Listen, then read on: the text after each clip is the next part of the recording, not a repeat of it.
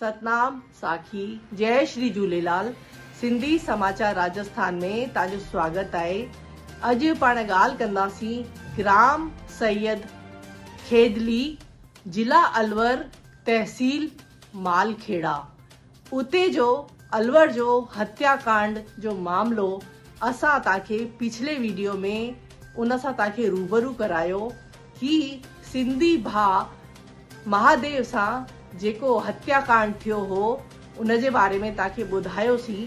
उन्हनि हर जगह ते पंहिंजो लेटर मोकिलियो, हर जगह ते दस्तक ॾिननि कि असांखे न्याय मिले, असांखे न्याय मिले, असांजी गुहार ॿुधो।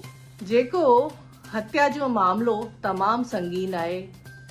जॾहिं अलवर जूं पंचायतूं उन्हनि जे समक्ष ईंदियूं, केर ईंदा त असां बि उहे तव्हांखे ज़रूर रूबरू कराईंदासीं कि ही सिंधी पंचायतूं अलवर में उन्हनि जी मदद लाइ अॻियां आयूं आहिनि, उन्हनि खे न्याय ॾियाराइण लाइ अॻियां आयूं आहिनि।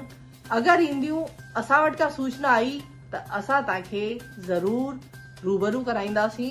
आवाज़ खई आहे, ॾिसो न कीअं पंहिंजा भाउर, जयपुर जा भाउर कीअं इकट्ठा थी विया आहिनि। तव्हां ॾिसो पिया त तव्हां लगातार ॾिसो पिया हिकु बस भरिजी, जयपुर खां बस भरिजी सर्व सिंधी समाज महासभा सभु मिली करे भाउर कीअं न अलवर वञनि पिया।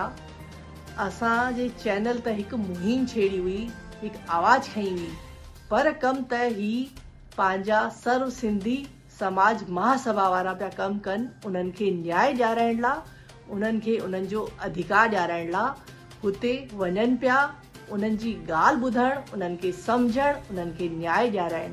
तव्हां ॾिसो पिया कि हिन परिवार जी छा दुर्दशा आहे कि बुख हड़ताल ते लॻल आहिनि। इन्हनि जी मांग पूरी करी वञे। हिननि जूं मांगूं आहिनि कि हिकु ॼणे खे सरकारी नौकरी लॻे जंहिंसां असांजो परिवार हली सघे, बुख न मरे, तकलीफ़ न अचे, ऐं ॿियो पढ़ाई लिखाई जो ख़र्चो खणे। इहा सरकार खां, राजस्थान सरकार खां ही पंहिंजूं अपील पिया रखनि, ऐं ॿिया सभु पंहिंजा सिंधी समाज उथी खड़ा थियनि, हिन परिवार खे संभालनि कि हिननि जी मांग पूरी थिए ऐं हिननि खे न्याय मिले। जेको इन्हनि सां इहा दुर्गति थी, अन्याय थियो, इन्हनि खे न्याय मिले। इहे टे इन्हनि जूं मांगूं आहिनि, इहे पूरियूं कयूं वञजनि त उथो जागो, पाण खे सभिनि खे गॾिजी हिननि जी मदद करणी आहे। न हिकु लॉ खणी त निकिरो, पूरो समाज, पूरी काइनात तव्हां सां जुड़ी वेंदी। त अॼु उहा ॻाल्हि ॾिसण पई अचे कि असां सिंधी गॾु आहियूं ऐं असां सभु भाउर गॾु आहियूं। करोड़ दफ़ा धन्यवाद आहे सर्व सिंधी समाज महासभा खे, तमामु धन्यवाद आहे कि उहा पूरी टीम हुते पहुती आहे ऐं धरनो विधो अथनि ऐं उन्हनि खे न्याय ॾियाराइण लाइ। सतनाम साखी जय श्री झूलेलाल।